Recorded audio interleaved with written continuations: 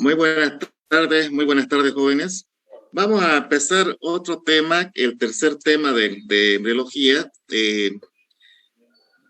Nos corresponde el proceso que hay desde la primera semana de desarrollo, es decir, de la ovulación a la implantación.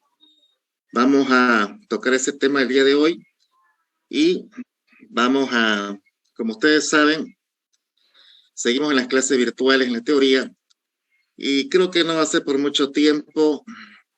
Dijeron que por este mes ya teníamos que hacer la teoría, pero sin embargo, seguimos esperando oficialmente que nos den la autorización. Mientras tanto, vamos a seguir las clases virtuales. Para eso vamos a ver, solamente hoy día vamos a tocar la mitad de este tema. Lamentablemente tenemos un compromiso en su facultad por el día del docente y tengo que estar máximo hasta las 4 de la tarde.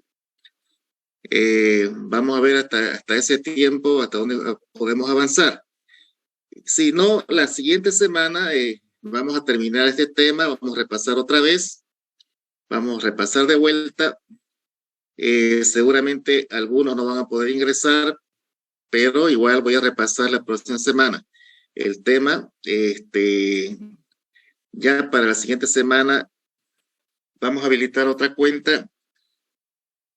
Bueno, empezamos lo que es la ovulación a la implantación. Decíamos que la semana anterior que una vez que los espermatozoides y los óvulos, que son células sexuales de los gametos, tanto del ovario como en la mujer, como en los testículos, o sea, el túbulo seminífero en el varón, producen espermatozoides, como también óvulos, que ya en la pubertad, por ejemplo, hay un periodo que se llama de descanso o periodo en la cual los ciclos sexuales quedan, digamos, en un reposo hormonal hasta la pubertad. En la pubertad vamos a ver que en las hormonas, especialmente en la mujer, empiezan a producir hormonas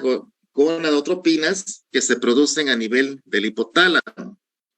El hipotálamo es un órgano productor de hormonas que se encuentra a nivel del cerebro, que son núcleos de sustancia gris que producen hormonas liberadoras que van a actuar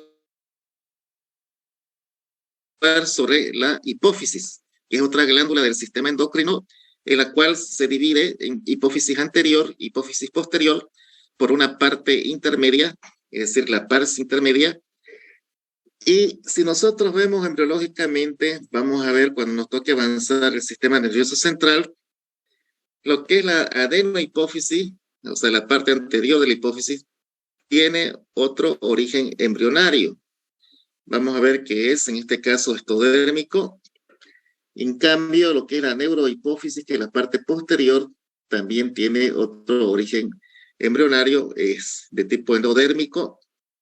Por lo tanto, son dos tejidos diferentes que se fusionan y lo que constituyen es la glándula hipófisis. Y esta glándula hipófisis está conectado a nivel del cerebro por un tallo hipofisiario. Y el tallo hipofisiario va a ir directamente las fibras hacia un núcleo de sustancia gris que es el hipotálamo. Entonces el hipotálamo produce sustancias liberadoras de la hipófisis que se llaman las gonadotropinas. ¿Y cuáles son estas sustancias gonadotropinas? Importantes. Tenemos por un lado lo que viene a ser la folículo estimulante y la hormona luteinizante. Entonces, estas dos hormonas se liberan de la hipófisis y ¿dónde van a actuar? Actúan a nivel de los órganos efectores. ¿Cuáles son los órganos efectores? El útero, los ovarios, ¿no? El testículo en el varón. Entonces, vamos a ver ahora lo que corresponde, por ejemplo, lo que es el ciclo menstrual. Vamos a ver una imagen, voy a adelantarme acá. Entonces decíamos nosotros que aquí está mejor, cuando las hormonas se liberan, tanto la folículo estimulante y la luteinizante, van a actuar directamente, primero, cuando empieza a formarse los folículos. Hemos dicho que los folículos se empiezan a formar que en cada ciclo aproximadamente entre 25 a 30 folículos en la mujer.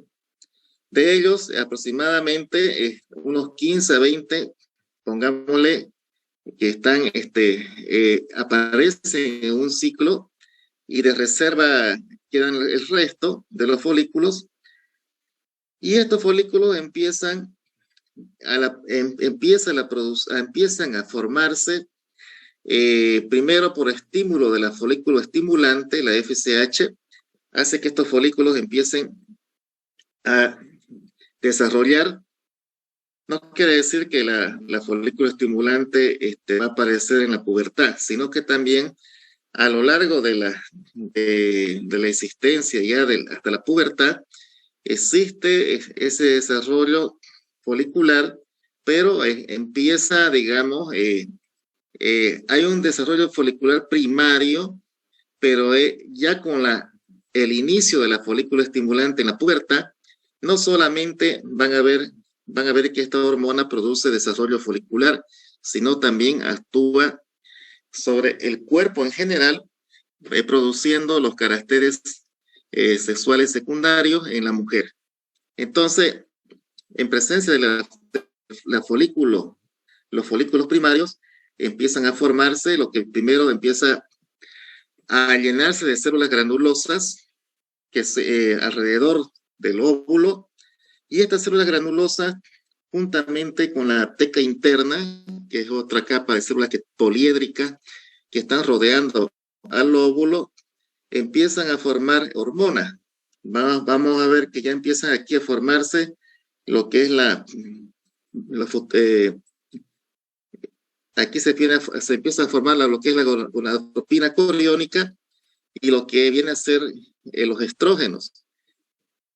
Posteriormente, a medida que va creciendo el folículo celular secundario, ya aparecen las células de la granulosa que están alrededor del óvulo, empieza a formarse el líquido antral y las células de la teca interna y externa. Las tecas internas generalmente producen estrógeno, productos base de los estrógenos, como ser la estrona y el estradiol, que da lugar después a la producción de estrógeno. Esta producción de estrógeno va a producir cambios ya a nivel de la pared del útero, o sea, a nivel del endometrio. A medida que los folículos crecen, ¿qué pasa? En la primera parte del ciclo empiezan a proliferar las células que están conformando la mucosa endometrial. Hemos dicho que está formado por células cilíndricas, se vuelven más poliédricas, se alargan, empieza a crecer el estroma, o sea, el tejido conectivo o conjuntivo del endometrio, empieza a engrosarse, llenarse de vasos capilares, vasos linfáticos, aparecer las criptas, Y a medida que va desarrollándose en la primera fase, en la primera mitad del ciclo, actúa ya los estrógenos a este nivel y vamos a tener una línea estrogénica que va a ir elevándose hasta la mitad de lo que es el periodo. Una vez que el folículo empieza a crecer ya en su segundo estadio, tenemos mayor producción de estrógeno, vamos a tener también algo de testosterona, también tenemos lo que viene a ser la progesterona en mínima cantidad, y empieza ya en el tercer estadio del folículo. Vamos a ver que el folículo de Graf empieza a crecer hasta 25 milímetros, donde ya vemos que se va a ir en la parte periférica y ya en el día de la ovulación existe la presencia de otra hormona que viene a ser la hormona luteinizante, que también es secretada por la adenohipófisis. Y la luteinizante tiene la función de producir la ovulación, es decir, participa de la fase de la ovulación. Primero, ¿qué es lo que pasa a nivel del ovario y qué pasa a nivel del endometrio? En el endometrio hemos dicho estos cambios hormonales. Si nosotros, por razones de estudio, le decíamos la anterior semana, tomamos un periodo de 28 días y pongámosle 14 días, que es la mitad, donde se presenta la ovulación. Pero no quiere decir que todos los periodos duren 28 días. Se ha visto que hasta 25 días pueden ser cortos, como también pueden ser largos hasta 45 días. Pero por razón de estudio, pongámosle 28. Entonces, en la mitad del ciclo menstrual se presenta la mayor producción de lo que es la hormona luteinizante. Hay un micrófono por ahí.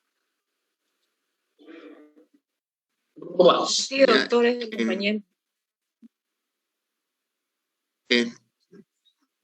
A ver, silencia ese micrófono. Bueno, decíamos que en esta etapa de la ovulación predomina la hormona luteinizante, que es producida por la adenohipófisis. Tendríamos ya el estrógeno que va a estar en su nivel alto. No se olviden que también las células, la hormona estrogénica estimula a la producción también de la hormona luteinizante, como también va a estimular la producción de progesterona ya a nivel de las células de la teca interna, y tiene un efecto, digamos, en forma de abanico, ¿no? Amplio de lo que son las hormonas estrogénicas. Por ejemplo, dentro de las funciones de los estrógenos, vamos a ver que en el endometrio produce una fase proliferativa que viene a ser la primera parte, o sea, del día 0, que es la regla, hasta el día 14. Y del día 14 al día 28, que empieza la regla, es la fase progesterona, la segunda fase. En la primera fase, entonces, hay una proliferación. Se llama fase proliferativa porque hay un engrosamiento del endometrio. Ustedes saben que con el periodo, las tres capas del endometrio, que hemos hablado de la capa basal, la capa compacta y esponjosa, la capa esponjosa y compacta se pierde y se queda solamente la capa basal, entonces es un endometrio delgado que va engrosando en la primera fase, por eso se llama proliferativa o estrogénica. ¿Qué más produce el estrógeno? Hace que a nivel cervical del cuello el moco se vuelva menos viscoso, o sea, menos elástico, y permite que el espermatozoide pueda atravesar ese moco a nivel del cuello, del endocervis. También vamos a ver que produce prácticamente la maduración de los folículos, desde el folículo primario hasta el folículo terciario o de Graf, y también estimula la producción de la progesterona a nivel de las células de la teca interna y de las células de la granulosa. Y también produce a nivel de la ovulación los estrógenos, la ruptura de la capa folicular para que el óvulo salga acompañado de unas capas de células a su alrededor, que se llama cúmulos o foros, hacia el exterior del ovario. En ese momento, en el ovario, antes de que se rompa el folículo, vamos a ver un abombamiento a ese nivel donde se va a romper el folículo maduro, que se llama el estigma. El estigma es un abultamiento. El estigma también produce sustancias que son quimiotácticas, que hace que permita de que las fimbrias de la trompa empiezan a ir a ese lugar donde se va a romper el folículo. Y una vez que se rompe en la ovulación, las fimbrias atrapan lo que viene a ser el óvulo con sus cúmulos o foros, y como los movimientos peristálticos de las fimbrias, de las trompas, hace que se penetre al oviducto, ¿no?, de la trompa, al interior de las trompas. Entonces, hasta ahí tenemos lo que viene a ser la ovulación. A ver, ¿qué pasa para atrás? Una vez que empieza la ovulación, vamos a ver que si hay embarazo, ¿cómo quedaría ese folículo donde se ha roto? Vamos a ver que la capa, tanto teca interna como la granulosa, va a depositarse un material amarillento que se llama luteína, y se va a producir, ya empieza a producir lo que se llama la progesterona.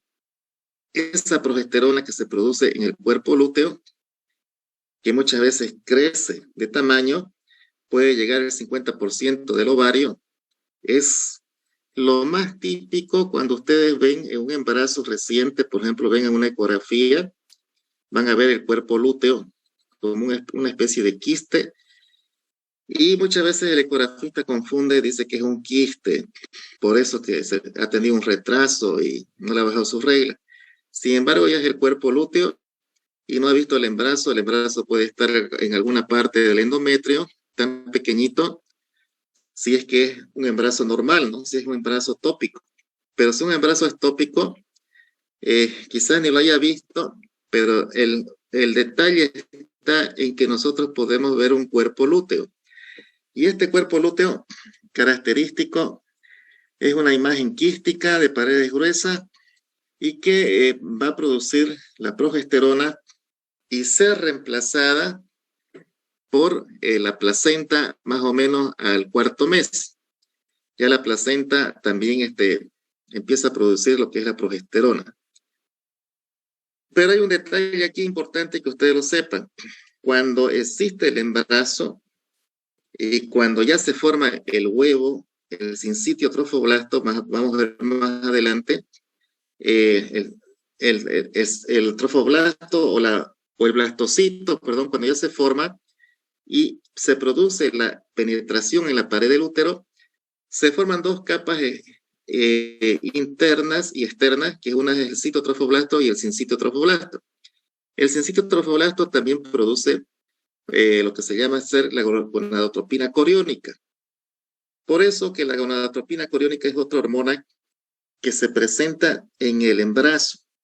Y nosotros, cuando hacemos la prueba de laboratorio para hacer una prueba de embarazo, va a tener que salir positivo la gonadotropina coriónica, que esa es la hormona que nosotros detectamos en el embarazo. Y no puede haber en ninguna otra fase. La gonadotropina coriónica solamente se presenta en el embarazo. Entonces, por eso que se descartan los falsos positivos con la gonadotropina coriónica, que se la puede medir en forma cualitativa o cuantitativa, ¿no? Eso también depende del examen que se le pida. En cuanto a la ovulación, decíamos entonces lo que pasa en el ovario, se forma el cuerpo lúteo o cuerpo amarillo o cuerpo gestante. Si no hubiera embarazo, ese cuerpo, el folículo que queda, que se ha roto, empieza a formarse material de fibrilina, que le da un aspecto blanquecino y se convierte en cuerpo blanco o cuerpo albicans, para después convertirse en cuerpo cicatrizal, ¿no? En esa fase ya es lo que viene a ser ya la segunda fase, donde se producen lo que es el cuerpo albicans y el cuerpo cicatrizal. y lógicamente que el óvulo se pierde con la menstruación. ¿Qué pasa entonces en la segunda fase progesterónica cuando hay embarazo? Cuando hay embarazo, empieza ya, decíamos, ya tenemos los estrógenos que han alcanzado un nivel alto en la ovulación. El estrógeno se mantiene no tan elevado en la fase progesterónica durante el embarazo, pero aparece lo que se llama la progesterona, que empieza a elevarse, a aumentar su nivel, y hace que la segunda fase o secretora, como se la conoce, o progesterónica, el endometrio se vuelve más grueso, se vuelve más tortuoso, aumentan las criptas en la mucosa endometrial, aumentan los vasos sanguíneos, existe bastante material rico en nutrientes, en glucógeno, para recibir al blastocele o que se va a implantar en una de las cristas, ¿no?, del endometrio. Entonces, eso se llama la fase secretora o fase progestacional. ¿Qué pasa con el óvulo que ha penetrado en la trompa? El óvulo que ha penetrado en la trompa es atrapado por las fimbrias que atrapan y se introduce en el oviducto de la trompa. Y el óvulo generalmente, desde que ingresa al oviducto hasta llegar a la pared del endometrio, aproximadamente tarda entre 3 a 4 días. ¿Y qué pasa con el espermatozoide? El espermatozoide, una vez depositado el semen en la vagina, hasta llegar a la parte más estrecha del útero, que es el istmo, que es el oviducto de la trompa, aproximadamente estamos hablando de 30 minutos, aunque hasta 6 días, dice, ¿no? Otros autores también calculan aproximadamente 8 horas en el espermatozoide que llega hasta las trompas a encontrarse con el óvulo, ¿no?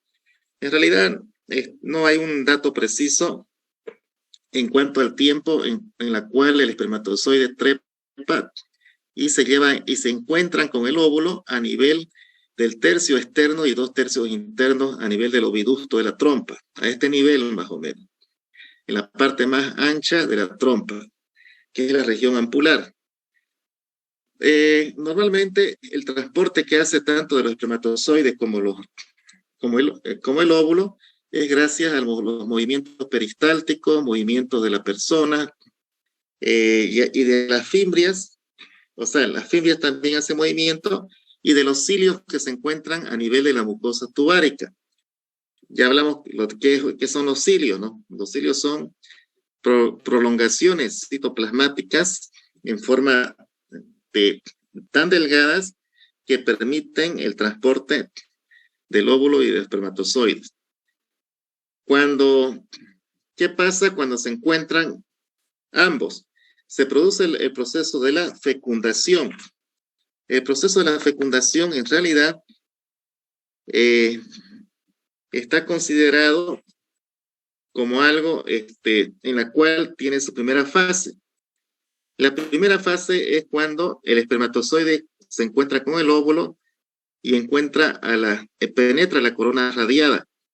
Y luego tenemos la segunda fase, que penetra la zona pelúcida, y luego el componente del citoplasma del espermatozoide se fusiona con el componente del citoplasma del óvulo, y ambas cargas cromosómicas o material genético que se llama pronúcleo masculino y pronúcleo femenino, se fusionan, ¿no?, para iniciar ya la segunda etapa, segunda fase de la meiosis tipo 2, para inmediatamente hacer el proceso de la división celular. Entonces, cuando nosotros tenemos la presencia de ambos gametos, tenemos la penetración tanto de la corona radiada, que sería una fase, una segunda fase sería la zona pelúcida, y la fusión citoplasmática de ambas células, que sería la tercera fase. Pero, ¿qué pasa si el espermatozoide ya ha llegado a la trompa y no encuentra al óvulo? se dice de que existe un proceso de capacitación dentro de la trompa. Ese proceso de capacitación dentro de la trompa puede durar cuestión de horas, donde el espermatozoide, por ejemplo, se capacita y se perfecciona. Vamos a ver más allá.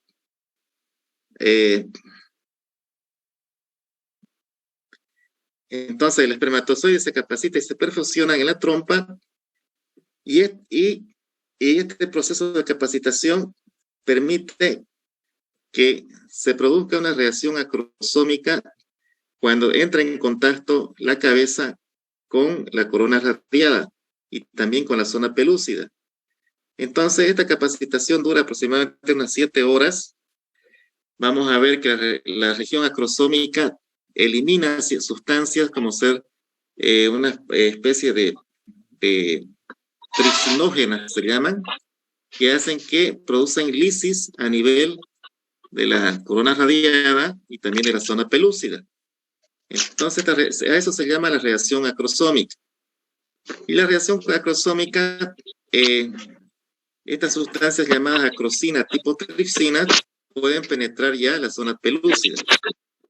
Cuando penetran la zona pelúcida, inmediatamente hay una reacción de zona, es decir, se abre la pared, esa capa de la zona pelúcida, ingresa un espermatozoide e inmediatamente hay una reacción de zona que evita que otro espermatozoide pueda penetrar. También se ha visto de que pueden penetrar, otros se quedan acá en medio camino, y generalmente llega a penetrar un solo espermatozoide. Es decir, el 1% del total depositado en el semen, estamos hablando de 200 a 300 millones de espermatozoides, y solamente entre 300 a 500 llegan hasta la trompa. Y en la trompa sufren este proceso de capacitación para dar una reacción acrosómica a nivel ya de la segunda fase, que es la zona pelúcida, ¿no? Hemos hablado de la zona pelúcida. Bueno, primero se produce la penetración a la corona radiada y luego la penetración de la zona pelúcida. Se permeabiliza esta zona pelúcida en la presencia del espermatozoide, liberan enzimas lisosómicas, alteran la propiedad de la zona pelúcida y producen, una vez que han penetrado un espermatozoide, producen la reacción de zona. Y luego pasamos a la tercera fase, que es la fusión de las membranas celulares, tanto del ovocito como el espermatozoide. Una vez que ha penetrado ya la zona pelúcida, acá están viendo todo lo que es el material genético, juntamente con el material genético del pronúcleo femenino, empieza ya a concluir lo que es la fase de la meiosis, donde estuvo congelado hasta la etapa de la pubertad. Vamos a ver entonces que tenemos acá pronúcleo femenino, vamos a ver que tenemos los cuerpos polares, la formación del cuerpo polar, también tenemos centrosomas. Se inicia la etapa de la segunda meiosis tipo 2. Bueno, en cuanto a lo que viene a ser posterior a la fusión de las membranas y el ovocito, tanto del espermatozoide y el ovocito, ya empieza a activarse lo que es la meiosis tipo 2. Bueno, hasta ahí, por ejemplo, tenemos las imágenes. Por ejemplo, ¿qué pasa con las reacciones corticales y de zona? Se vuelve impermeable la membrana y se modifica la zona pelúcida. Vamos a ver que se reanuda la segunda división meiótica, se forma el segundo cuerpo polar y el ovocito definitivo, que es el pronúcleo femenino. Y se activa, hay una activación metabólica del huevo, donde se fusionan ambos pronúcleos y se inicia lo que viene a ser la embriogénesis. Es decir, empezamos la división celular. inmediatamente después de la fecundación. ¿Y cuáles serían los resultados de la fecundación? Restablecimiento del número diploide de cromosomas. Sabíamos que se dice que es haploide, las células, eh, tanto lo que es el ovocito y el espermatozoide, llegan en su fase haploide, pero se llegan a completar con la carga que reciben. Es así que vamos a ver que serían 22 cromosomas más X. Cuando es una niña, y pueden ser 22 más XX o XY para completar los 23 cromosomas y formar los 46 cromosomas, que es la carga diploides de cada célula ya restablecida, ¿no? El género se lo determina también con los cromosomas XX o XY, y se inicia el proceso de la división celular o segmentación. Bueno, cuando hablamos de división celular o segmentación, nos estamos refiriendo de que existen procesos a medida que el huevo o cigoto que se forma en la fecundación ya cambia de nombre.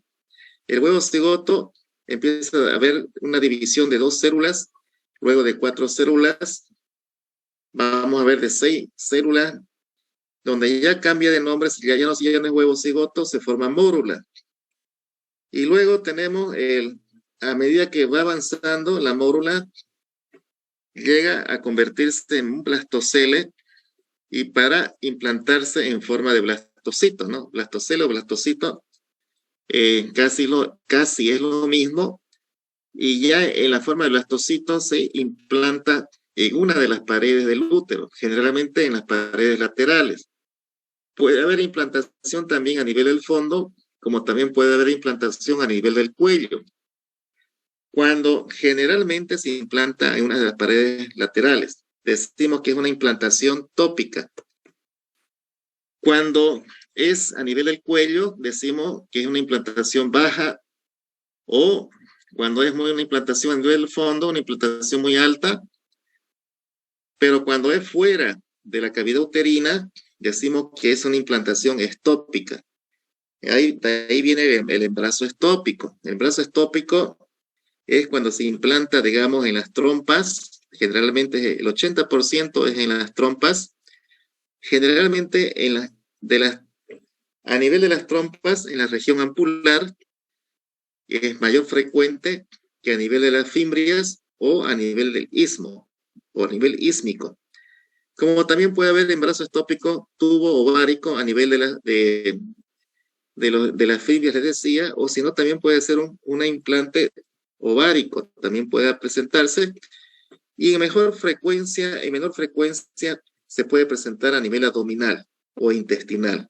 Entonces, esos son los embarazos estópicos que son fuera de la matriz, que es muy frecuente en las personas donde se ha alterado prácticamente el transporte estamos hablando del huevo cigoto, ya sea por razones de infecciones, inflamaciones, puede ser también bridas o adherencias.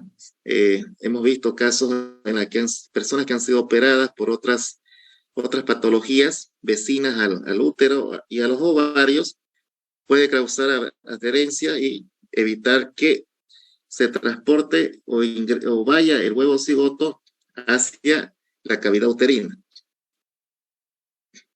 Entonces, vamos a ver que la segmentación es la división celular.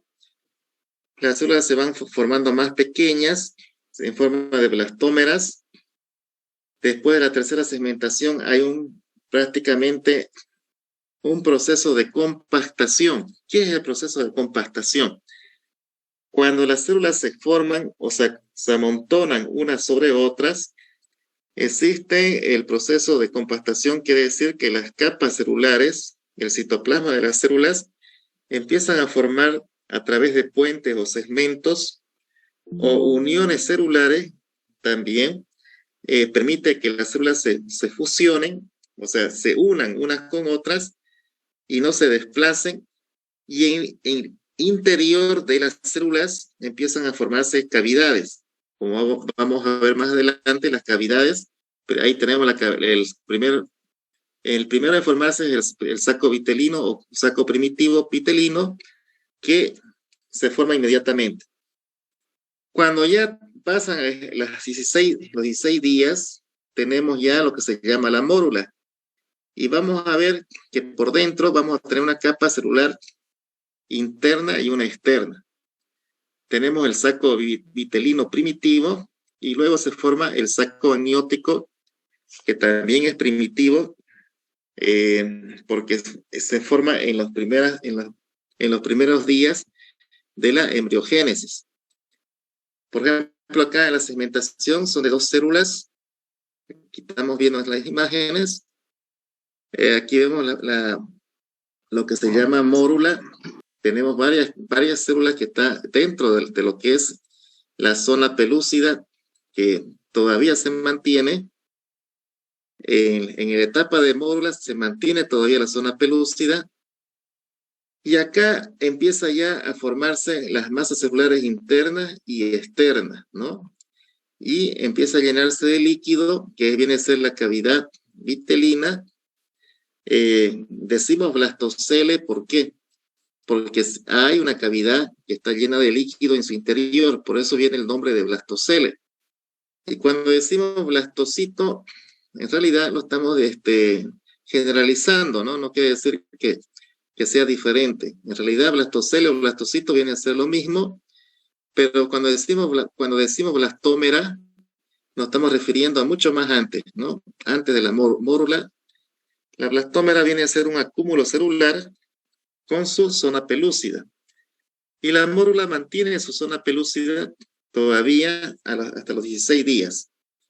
Bueno, el blastocele, en realidad, ya es cuando ya está llegando a la pared uterina para implantarse. Estamos hablando, si contamos desde la fecundación, estaríamos hablando de unos 13 a 14 días, pero si contamos desde el momento de lo que viene a ser, por ejemplo, cuando ya se implanta, vamos a ver que a los 6-7 días el blastocele empieza ya a penetrar. Estamos viendo que se forma acá el sincitotrofoblasto y el citotrofoblasto, que ese es otro tema. La próxima clase vamos a ver qué es lo que pasa con el sincitio y el citotrofoblasto. Bueno, hasta aquí llegaríamos con el blastocito, con su capa de masa celular interna y externa y la cavidad la cavidad vitelina. Y acá tenemos el útero, su endometrio, más o menos en el proceso de la implantación. Bueno, hemos visto eso. Acá tenemos lo que les decía, lo de las hormonas, la hipófisis, que tiene dos partes, una adenohipófisis, una posterohipófisis o neurohipófisis, y la parte intermedia. Y más arriba tenemos el hipotálamo, ¿no? Esto se llama el tallo hipotálamo hipofisiario. Bueno, ¿qué pasa con el proceso de la implantación? Es cuando el blastocito en el día prácticamente, aproximadamente en el día 11, 12 y 13, se produce el proceso de implantación. Consiste en que una de las criptas que están abiertas en el endometrio, en la capa endometrial, en la fase secretora, prácticamente se apoya o penetra el blastocito a través de sustancias que tienen que son sustancias bien penetrantes que producen lisis en la mucosa endometrial y empiezan a penetrar, corroer prácticamente la pared uterina, y al llegar a la pared uterina empiezan a formarse en la capa del blastocito, empieza a formar otra capa nueva que viene a ser el citotrofoblasto.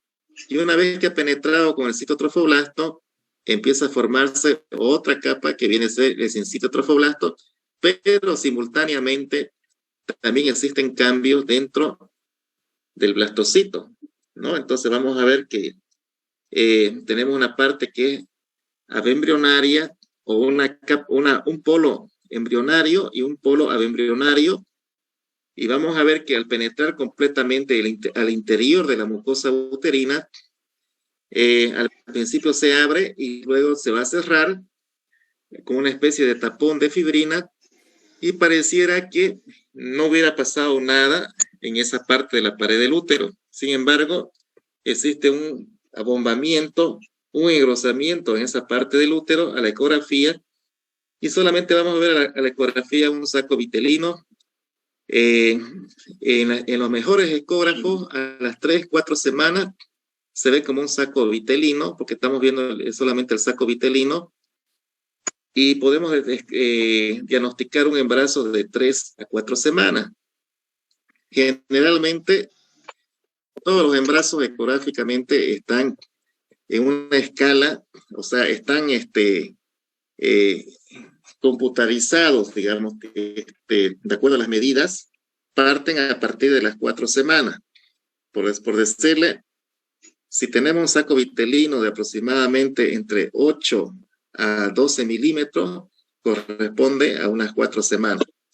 Pero menos de eso, es muy difícil que las máquinas que tengamos ya le puedan dar desde 3 semanas o 3 semanas y media. Esa es la forma de diagnosticar. El diagnóstico es ecográfico para saber en qué lugar se encuentra implantado el blastocito o trofoblasto también que le llaman, y vamos a ver que el diagnóstico definitivo se lo hace también por laboratorio. Ya hemos dicho que el sincito trofoblasto produce la gonadotropina coriónica, que solamente se encuentra durante el embarazo. O sea, no puede haber falsos positivos. Y aparte de eso, cuando hablemos del diagnóstico prenatal, que es el último tema de la parte general de embriología, en el diagnóstico prenatal vamos a ver cómo se diagnostica el embarazo, empezando de la parte clínica del paciente, es decir, la sintomatología, y luego vamos a ver lo que es los signos, los síntomas, y luego las pruebas de laboratorio y los exámenes complementarios, ¿no? La ecografía, ya sea 2D, 3D, 4D, y eso lo vamos a ver en un capítulo especial, pero mucho más adelante. Por hoy vamos a quedar aquí, en el proceso de la implantación. Ya en la próxima clase vamos a continuar con todo lo que todo lo que sucede con el proceso de la implantación para adelante, y ya estaríamos hablando ya prácticamente entrando a la segunda semana de desarrollo. Entonces, quedaremos acá. Ya el próximo viernes vamos a continuar. Según me comentó Micaela, la auxiliar, dice que mañana no van a pasar actividades, pero sí, ya están haciendo, lo van a hacer en laboratorio, directamente en laboratorio, ya no en las clases, ¿no? En las aulas. Me parece bien, pero hay que tener mucha paciencia, porque también nuestros laboratorios no están equipados completamente, quizás no tanto para nosotros, pero también hay otras materias también que no están muy equipadas. Tengan paciencia si se va a dividir en 2 grupos o 3 grupos, cada grupo de ustedes o sus grupos, ¿no? Me refiero, para que puedan pasar las prácticas. No siempre llegamos a hacer la práctica completa en embriología, porque no tenemos el material preparado en laboratorio, como quizás en otras facultades, ¿no? En medicina, tampoco en medicina podemos decir que tienen material preparado. Aparte de los fetos, en frascos, maquetas, a veces no se puede conseguir mucho material para embriología. Por eso les digo que es más el apoyo en las láminas, en las imágenes, en los videos, de la única forma que nosotros podemos imaginar cómo es todo el proceso de lo que hemos hablado, ¿no? De la fecundación, implantación y hacia adelante. Pero no esperen encontrar en la práctica buen material, o sea, no tenemos mucho material. Lamentablemente no se ha podido conseguir y lo más es más teórico y es más visual, digamos, de ustedes al ver las imágenes. Esa es la parte más práctica. De todos modos, hay que darse la forma, jóvenes, en la parte práctica. No esperen de que tengamos mucho material. Bueno, con todas esas consideraciones, sería para el día viernes. El viernes nos vemos otra vez en la teoría para avanzar otro capítulo más, que sería el capítulo 4. Y después avanzamos otro capítulo más y vamos a dar ya nuestro primer parcial. Ya estamos cerca del primer parcial. Calculo que hasta el fin de mes ya daríamos nuestro primer parcial en la materia de embriología. ¿Alguna pregunta que quieran realizar?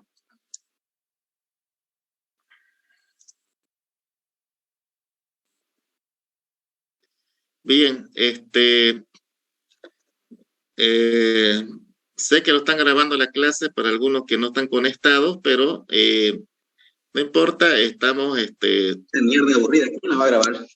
Vamos a hacer una retroalimentación después en las próximas clases teóricas de todo lo que se ha avanzado. Bien, jóvenes, con eso me despido hasta el día viernes conmigo en la teoría y voy a estar monitorizando las prácticas también con la auxiliar. ¿Ya? Hasta el viernes. Hasta luego. Gracias, doctor.